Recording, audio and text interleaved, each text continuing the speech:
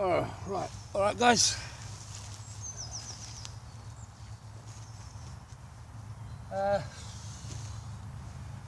Quick tent up, tarp up. It's really boggy, the ground here, but I pegged it all out, got a tug up. Doesn't look like there's a lot of wood around here that you could make a. Well, there is a lot of dead standing. I don't want to make a big fire, so I think I'll get my little stove out. So I'll just collect some wood. It's not going to be a cold night tonight.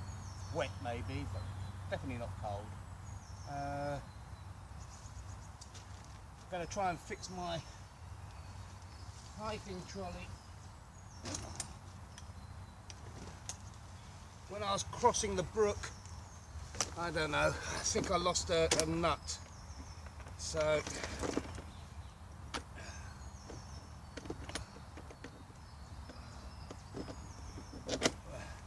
yeah, so I need a nut, a bolt or something else. I always carry in my little toolbox some extras, but I'm not sure if this is the right size actually. It's not the right size, I'm buggered. I'm going to have to jury rig it with some paracord, I think. But I'll keep a little box of these because they're sort of like standard size for most of the nuts, the bolts rather. These are nuts, aren't they? So I'll keep things, but they're also very good when you're out fishing and you've got some line and you need a weight. You can just tie that onto it, and no, I'm buggered. Yes, I'm buggered.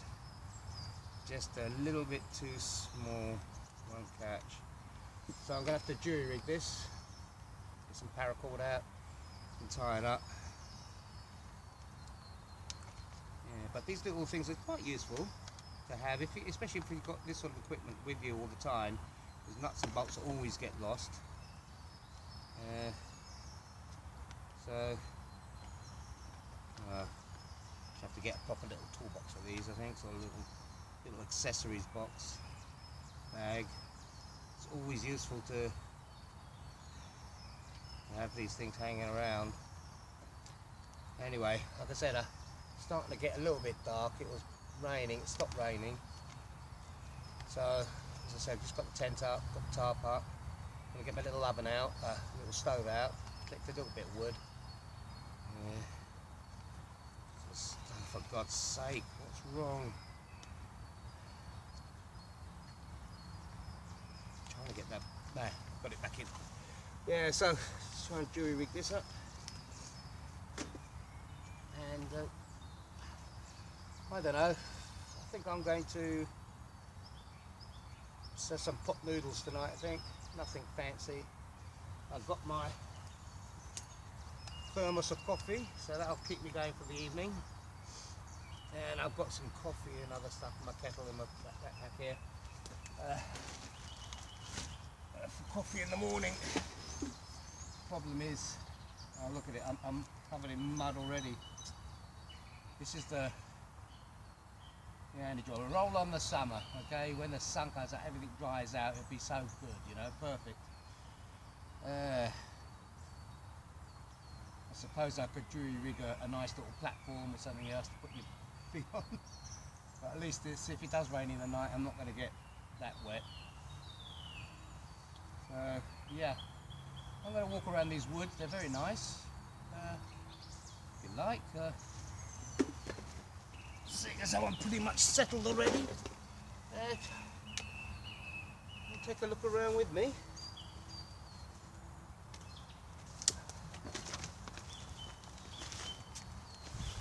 Yeah, so I don't know, I was considering this little spot here, but again when I was walking on it, it seemed a bit muddy, but the whole area it's pretty nice. It's the bluebells. You can see I'm in a field of bluebells. It's the perfect environment. lots of deadfall. Right over that way is there's a fence, so yeah, obviously I'm on someone's land or whatever.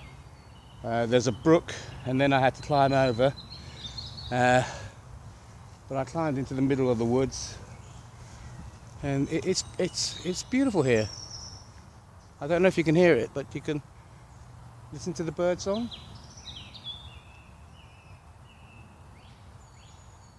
Yeah, apart from the constant drone, the M25 is over that way, so you can hear it. It's the constant drone of traffic. Yes, look at this spot here. Very mossy, and lots of twigs going up. So yeah, there wouldn't have been a good campsite.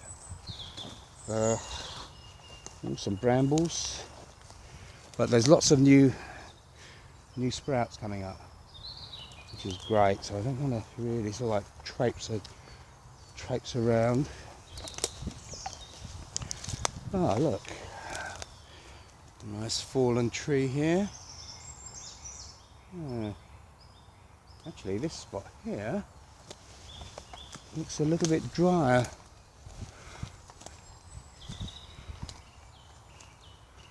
Oh, this would be really. This does look like a good spot for some bushcrafting. But if it wasn't so goddamn muddy.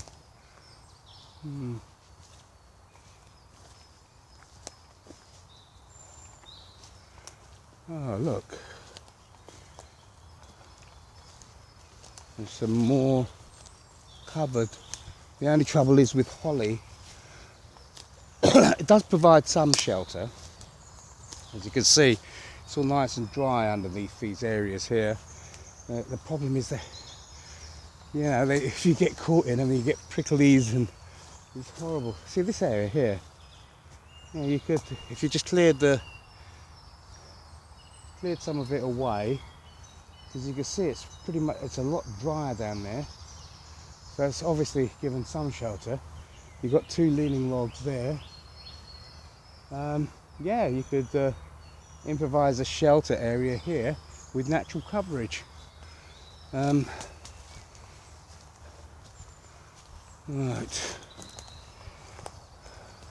Oh, look at this. Blackberries. Yeah, it looks like blackberries are growing here.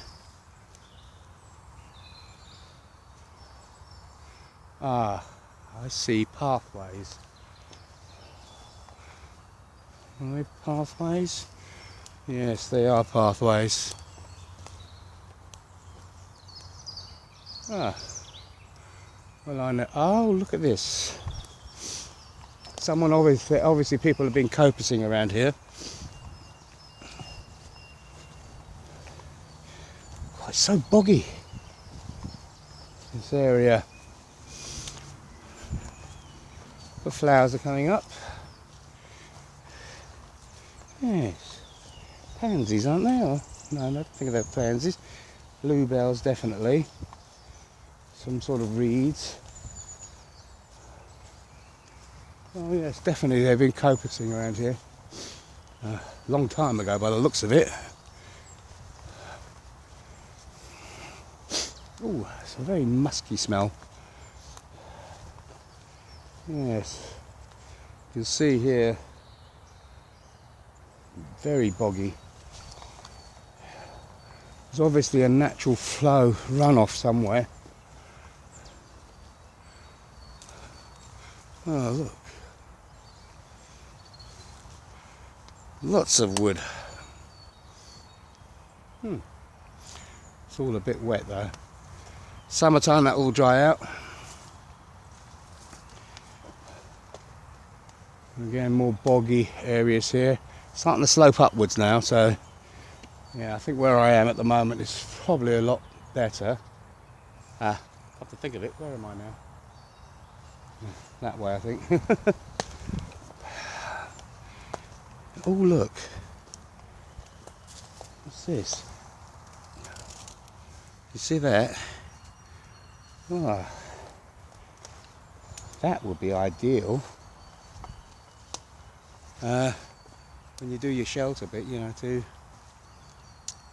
debris it as a thing. Not that I'm advocating utilise, well, I do advocate utilise every single resource you can, you know. Let's see what's going on in these as we get off that pathway bit. Let's go back into the woods a bit. Again, boggy. Big stones. Ah, look, is that chucker? And you see there's some nice lumps up here. Oh, there's some rotten ones as well. There's some nice big lumps over there.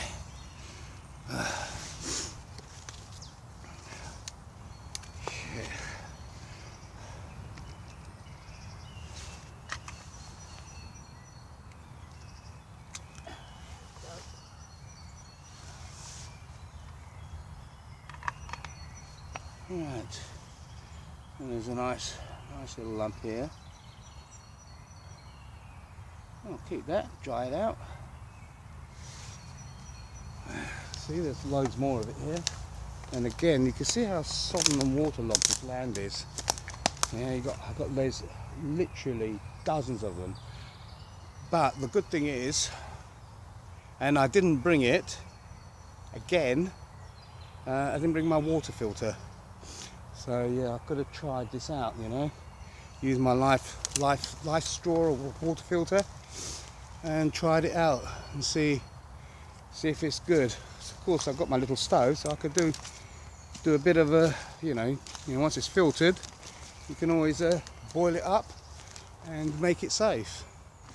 Well, as safe as you possibly can anyway. Which still reminds me, I've still got to find a pressure cooker or some sort of billy stove or billy can or something, so I can and some copper tubing. I want to make a desalinator or this water distiller. Try and make a portable one if I can. Obviously, with you've got a pressure cooker. It's not too bad to carry a pressure cooker around with you, with the copper tubing, because you know the pressure cooker you can put all your other cooking utensils and pans, pots and pans inside it. So you know it just doubles up, and also as a pressure cooker you can still cook on it. Put it on top of a stove and everything else. So you know it's got multiple uses. It's just that some of them are pretty bulky to carry around, especially on a backpack. So you've got to get some decent sized, how do you call it, packaging to put them all in. Anyway, I'm just going to have a cup of coffee. And as I say, got my little tent set up right in the middle of these woods. It's absolutely perfect. Again, except for the traffic constant zone. But it's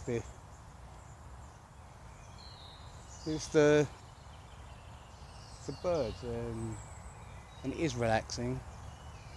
And although the quarry's there and there's a pathway that's being used by cyclists and joggers and all that, the fact that there's a fence and a brook means that I'm not going to really be disturbed. You know, as I said, the copacing was done long ago. It looks like this forest has been cleared, this woodland area has been cleared a long time ago, so it's not likely that I'm going to get disturbed.